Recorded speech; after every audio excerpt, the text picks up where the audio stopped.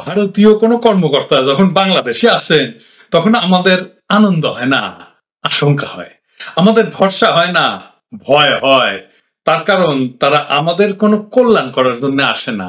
তারা আসে বাংলাদেশের ক্ষমতায় অবৈধভাবে আসীন ভারতের পাঁচাটা কুকুরগুলি থেকে আরো কিছু বাগায় নিতে। জাতি হিসেবে আমাদের চরম দুর্ভাগ্যই যে কারাল রানীর অবৈধ সরকারের লোকজন ভারতে গিয়া ভারতীয় কর্তা ব্যক্তিদের কাছে হাত জোড় কইরা প্রার্থনা করে যেন খুনি ফ্যাসিস্ট হাসিনাকে ক্ষমতায় রাখা হয়। আমি ভারতে গিয়ে যেটি বলেছি যে শেখ হাসিনাকে টিকে রাখতে হবে। অন্যদিকে ভারতীয় কর্মকর্তারা আসে এই অবৈধ সরকারকে নতুন নির্দেশ দিতে যাতে বাংলাদেশের সমূহ ক্ষতি হইল ভারতের বিরাট লাভ হয়। বাংলাদেশে ভারত কর্তৃক প্রতিষ্ঠিত এই অবৈধ সরকারের সাথে ভারত যে চাকর মনিবের সম্পর্ক এটা এখন সকলের কাছেই পরিষ্কার। ভারতের পররাষ্ট্র সচিব আসতেছে বাংলাদেশের কাছ থেকে এমন কিছু আদায় করে নিতে যেটা দিলে বাংলাদেশের ভয়াবহ ক্ষতি হইয়া যাইতে পারে। এই বিষয়ে একটু পরে বলবো, তার আগে আমরা একটু জানি নি এই যে বাংলাদেশের পত্রিকা হাউকাউ করতেছে ভারতের পররাষ্ট্র সচিব আসতেছে জন্য, এই ভারতকে এশিয়া অঞ্চলের জনগণ কি চোখে দেখে? এটা পরাশক্তি হিসাবে দেখে কিনা বা আন্তর্জাতিক শক্তি হিসাবে দেখে কিনা এটা একটু আমরা দেখে নিই।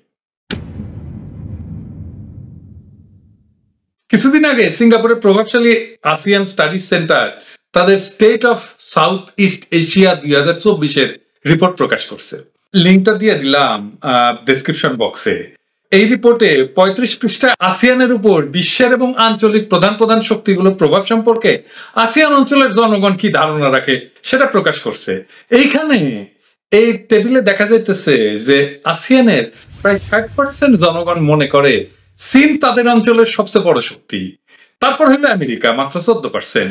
অর্থাৎ আসিয়ান অঞ্চলে চীন সন্দেহাতীত ভাবে সবচাইতে প্রভাবশালী দেশ, তার ধারে কাছেও কেউ নাই, এমনকি আমেরিকাও না। ভারতের অবস্থান কি? ভারতের অবস্থান সবচেয়ে নিচে। আসিয়ানের মাত্র 0.6 মানে 1%ও না, 0.6% জনগণ মনে করে ভারত প্রভাবশালী। 2023 সালে এটা ছিল 0.7। তার মানে আরো কমে গেছে। এর অর্থ 100 জনে 1 জনও মনে করে না যে ভারতের কোনো প্রভাব আছে। অন্যদিকে 100 জনের 60 জন মনে করে চীন সবচাইতে প্রভাবশালী রাষ্ট্র। সুতরাং দেখতেই পাচ্ছেন যে আমাদের ঠিক পাশের অঞ্চলে অর্থাৎ আসিয়ান চীনের তুলনায় ভারতকে কি চোখে দেখে। এই অঞ্চলে ভারতের কোনো পাত্তাই নাই। আসিয়ানে চীনের তুলনায় আমেরিকাই হালে পানি পায় না, আর ভারত তো কোন ছাড়। এই নিয়ে আনন্দবাজার একটা প্রতিবেদন প্রকাশ করছে। আনন্দবাজার বড় কষ্ট পায় লিখছে যে আসিয়ানভুক্ত রাষ্ট্রগুলির সর্বাধিক মান্য চিন্তন কেন্দ্র সিঙ্গাপুরের the state of south east এশিয়ার সমীক্ষা রিপোর্ট জানিয়েছে দক্ষিণ পূর্ব এশিয়ার প্রতিবেশী বলয়ে ক্রমশ জনপ্রিয়তা কমছে ভারতের।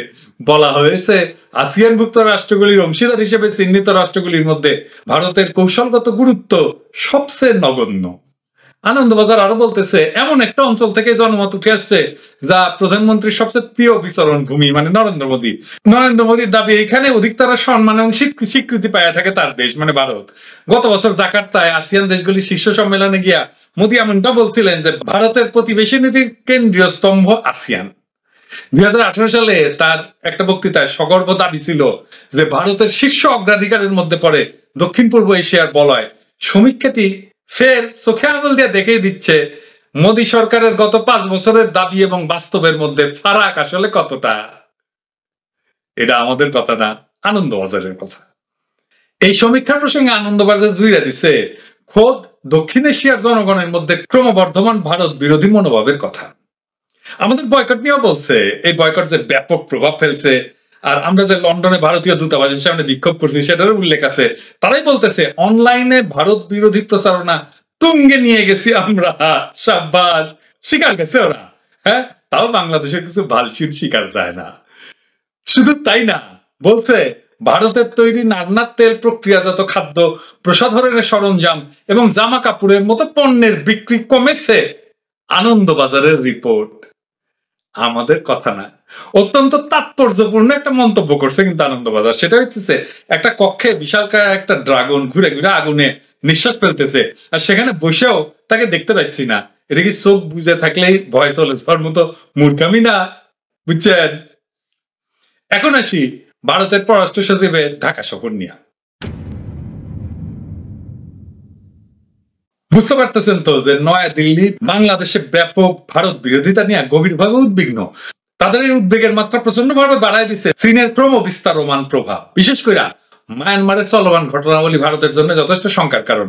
আরাকানে $500 মিলিয়ন প্রকল্প, ভারতের প্রকল্প, কানেক্টিভিটি ট্রানজিট প্রকল্প পানিতে ভেসে গেছে। ভারতের সীমান্ত সংলগ্ন মায়ানমারের বিভিন্ন অঞ্চলে যে গৃহযুদ্ধ চলতেছে তা ভারতের ভূ রাজনীতির জন্য বড় ধরনের হুমকি।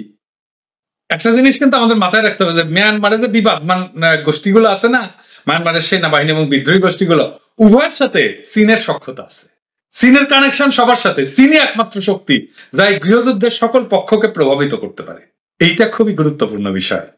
এই অঞ্চল দিয়ে চীনের BRI প্রকল্পগুলি ভারত মহাসাগরের সাথে চীনের সংযোগের লাইফলাইন। এই লাইফলাইন রক্ষায় চীন সকল শক্তি প্রয়োগ করবে। এই কাজে সাফল্য লাভের সকল সামরিক কূটনৈতিক শক্তি চীনের আছে, যা আর কারো নাই। ভারতের কথা বাদই দিলাম। এইখানে নিজের শক্তির উপরে দাঁড়ায় চীনকে মোকাবেলার ভারতের কোনো বেল নাই।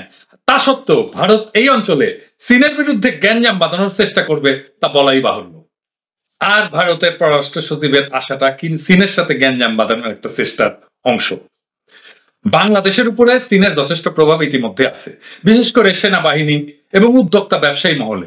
ফ্যাসিস্ট খুনি হাসিনারই লুটপাট এবং ভারতের সীমাহীন শোষণের ফলে বাংলাদেশের অর্থনীতি নিশ্চিতভাবে একটা খাদের মধ্যে পড়ে যাচ্ছে।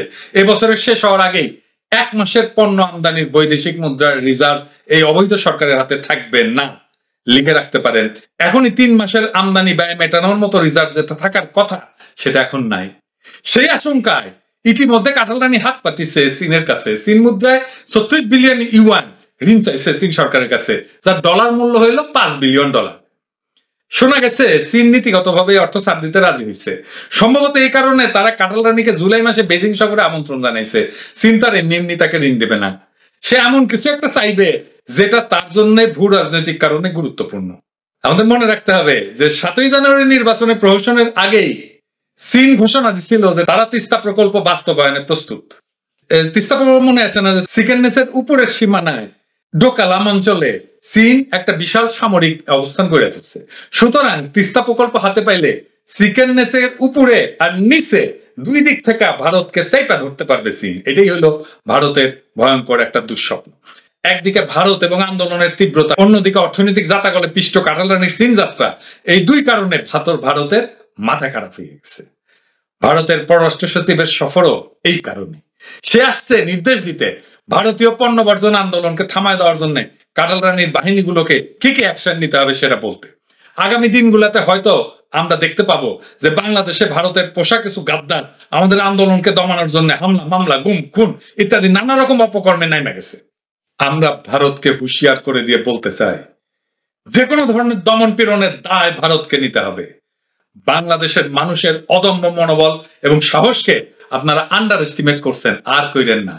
যথেষ্ট আন্ডার এস্টিমেট করছেন। আমি এই বয়কট আন্দোলনের শুরুর সময় থেকে বারে বারে আহ্বান জানাই গেছি ভারতীয় কর্তৃপক্ষের কাছে, যেন আমাদের যেই চাওয়া সে অবাধ নিরপেক্ষ নির্বাচন না হইলে আমরা বয়কট থামাবো না, এটা বলার জন্য আমাদের প্রজন্মের পর প্রজন্ম ধরে এই বয়কট চালায় যাব যতদিন পর্যন্ত একটা অবাধ এবং নিরপেক্ষ নির্বাচনে বাংলাদেশের মানুষ ভোট দিতে না পারবে। শুনেন নাই, কিন্তু বয়কট আন্দোলন দমানোর চেষ্টা করলে পালানোর পথ পাইবেন না। বাংলাদেশের ভারতীয় পণ্য বর্জন আন্দোলন কেবল বাংলাদেশে সীমাবদ্ধ নাই, সারা দুনিয়ায় বয়কটের আগুন দাউ দাউ করে জ্বলবে। আমরা বলছিলাম দরকার হইলে আমরা প্রত্যেক মাসে সারা দুনিয়ায় ভারতীয় দূতাবাসের সামনে বিক্ষোভ করব।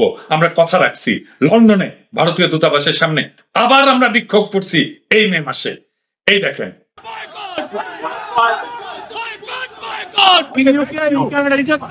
What the fuck? You want to stand? You damn stand about your country. You want to kill?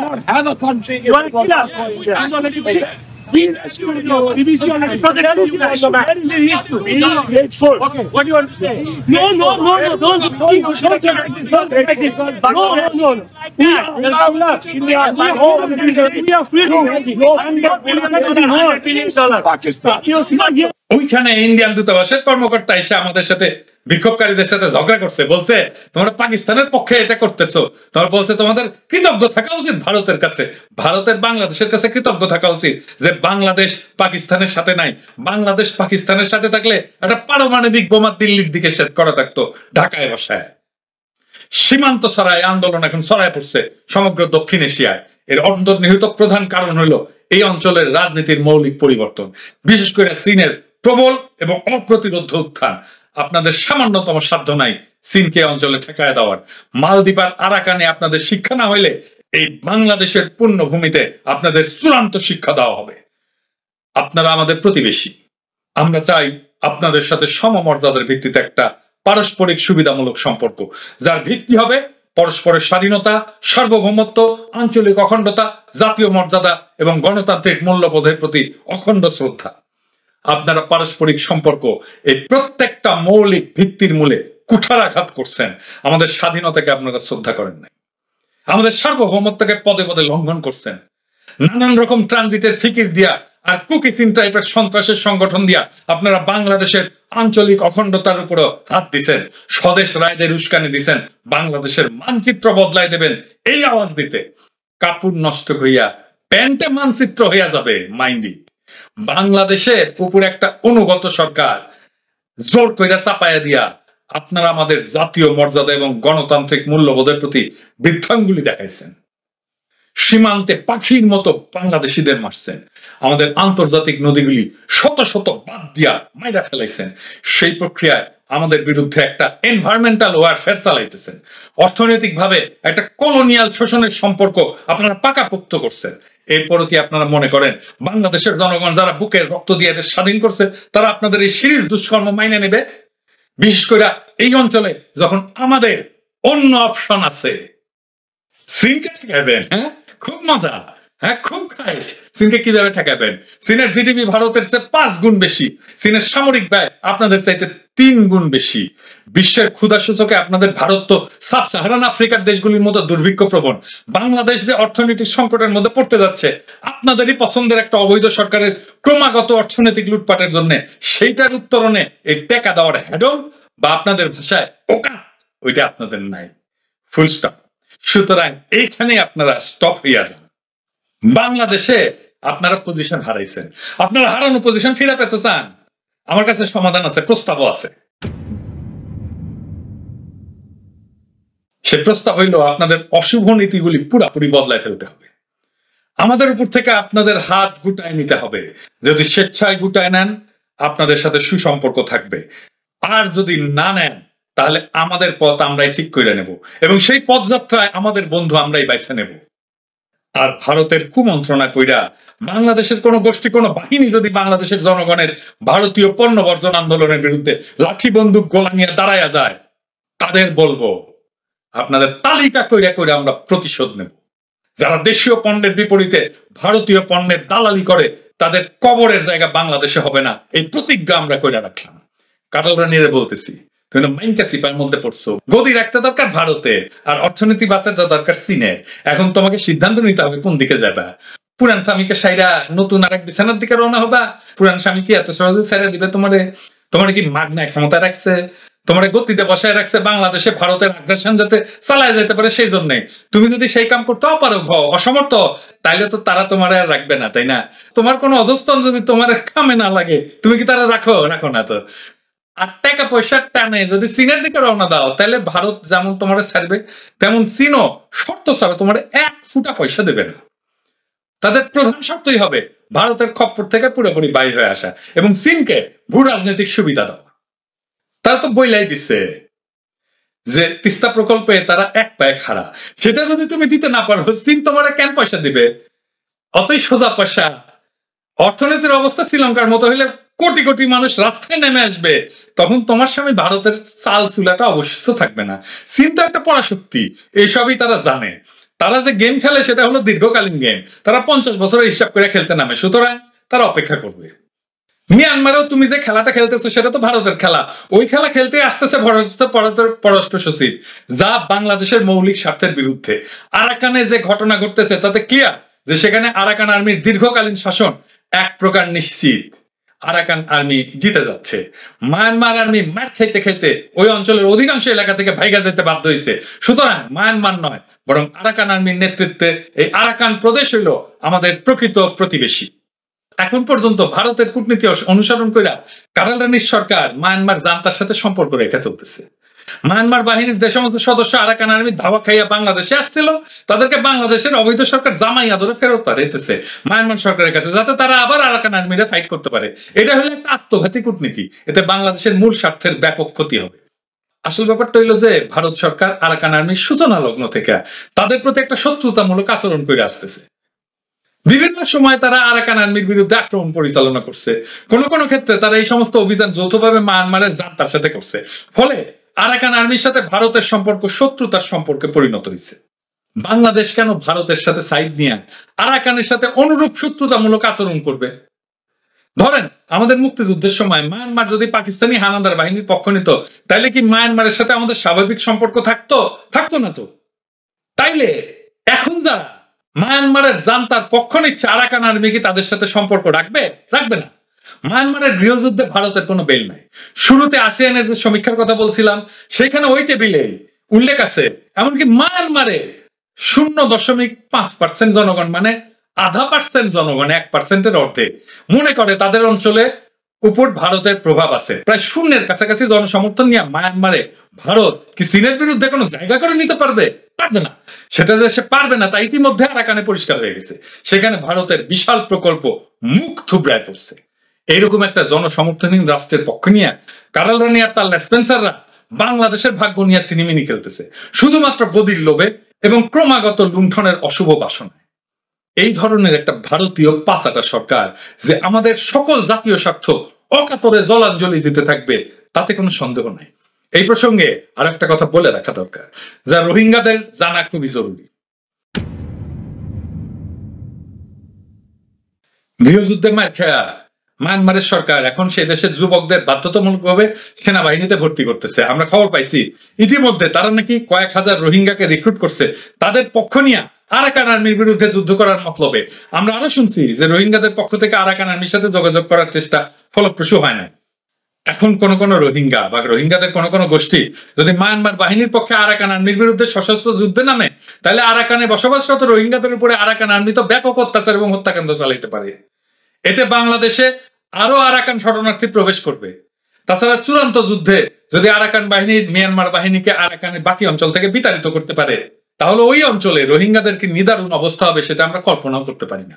Rohingya সম্প্রদায়ের কাছে তাই আমাদের আবেদন থাকবে তারা যেন ভবিষ্যৎ কর্মকাণ্ড যথেষ্ট চিন্তা ভাবনা করে নির্ধারণ করেন। আমি আগেই বলছি এই গৃহযুদ্ধের দুইটা পক্ষের সাথে চীনের আছে গভীর যোগাযোগ। সুতরাং বর্তমানের বাস্তব অবস্থার পরিপ্রেক্ষিতে চীনের সাহায্য সহায়তা ছাড়া রোহিঙ্গারা তাদের অবস্থান নিশ্চিত করতে পারবেন বলে আমি মনে করি না। নিজেদের সাথে চীনের সমর্থন পাওয়ার জন্য রোহিঙ্গাদের সব ধরনের চেষ্টা জারি রাখতে হবে। আমাদের আরো মনে রাখতে হবে যে মায়ানমার গৃহযুদ্ধের উসিলায় চীনকে ঠেকানোর গোপন উদ্দেশ্যে বাংলাদেশকে কোন শক্তি ব্যবহার করতে চাইতে পারে। আমি এটা নিয়ে পরবর্তীতে আলাপ করব কোন শক্তি বাংলাদেশকে ব্যবহার করতে চায়। তেমনটি যদি হয় চীন কি সেটা সহ্য করবে? মায়ানমারের এই অঞ্চল দিয়ে চীনের বিআরআই প্রকল্পগুলি হচ্ছে ভারত মহাসাগরের সাথে চীনের সংযোগের লাইফলাইন। এই লাইফলাইন রক্ষার জন্য চীন সকল শক্তি প্রয়োগ করবে। এই ধরনের মিস অ্যাডভেঞ্চারে যদি আমরা অংশ নেই, বিদেশি শক্তির চাপে যদি একটা প্রক্সি যুদ্ধে জড়ায় যায়, তাহলে আমাদের জাতীয় জীবন নেমে আসবে ব্যাপক বিপর্যয় যা আমরা কাটায় উঠতে পারবো না। অবশ্য কাদাল রানী এবং তার সাঙ্গপাঙ্গদের এসব বলে লাভ নাই।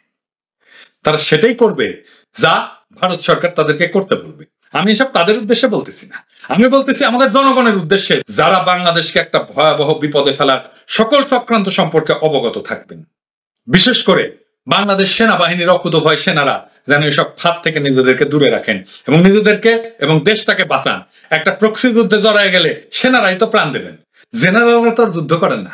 হানাদার পাকিস্তানি বাহিনীর জেনারেল নিয়াজির মতো তারা সেফ এক্সিট পাবেন, কিন্তু সেনাদের এই আত্মত্যাগ দেশের জন্য হবে না, হবে বিদেশি হীন স্বার্থ রক্ষার জন্য, দেশের অবৈধ ক্ষমতা দখলদারি ডাকাত গোষ্ঠীর স্বার্থ রক্ষার জন্য। তাদের আত্মত্যাগ তাই গর্বের হবে না, হবে অপমানের। সুতরাং জনগণ সাবধান, সিপাহীরা হুঁশিয়ার, কোন প্রক্সি যুদ্ধে যেন আমরা না জড়াই। পাকিস্তান আফগানিস্তান যুদ্ধে যুক্ত হয়েছিল আপত্তি সত্ত্বেও, সেই পাকিস্তান আজও কাফফারা দিচ্ছে ওই যুদ্ধে। ইউক্রেন করতেছে প্রক্সি যুদ্ধের কাফফারা দিতেছে, ইউক্রেন তো বটেই, সারা দুনিয়া। আমাদের প্রিয় সেনাবাহিনীর জওয়ানেরা কোন নিরর্থক যুদ্ধে আপনাদের যেন লিপ্ত করা না হয়। আপনারা শুধু চোখ কান খোলা রাখবেন, খেয়াল রাখবেন কারা আপনাদেরকে যুদ্ধের দিকে ঠেলতেছে। ওরা শুধু আপনার শত্রু না, সেনাবাহিনীর শত্রু না, ওরা বাংলাদেশের শত্রু। সেই শত্রুদের সকল ষড়যন্ত্র